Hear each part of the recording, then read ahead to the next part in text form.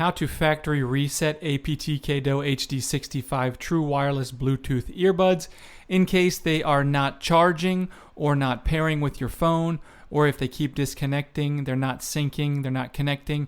You're only getting sound out of the left ear or the right ear. A lot of issues like this can be fixed with this reset. Now, these earbuds do not have a full-on factory reset function, but what we can do with them is we can force them to reset by just putting them in the case and closing the case. And then once they're in, making sure there's power to the case, and then we're just going to go ahead and on any devices where we've had them connected to, we're going to have them forget these HD65 earbuds, so there's nothing that they can try to connect to once we take them out. So once we've done that, we've left them in the case for at least 10 seconds. Then we can go ahead, take these earbuds out, and now they'll be searching and trying to connect as a brand new set of earbuds. And if you're interested in these specific earbuds, I'll put a link to where you can get them in a pinned comment.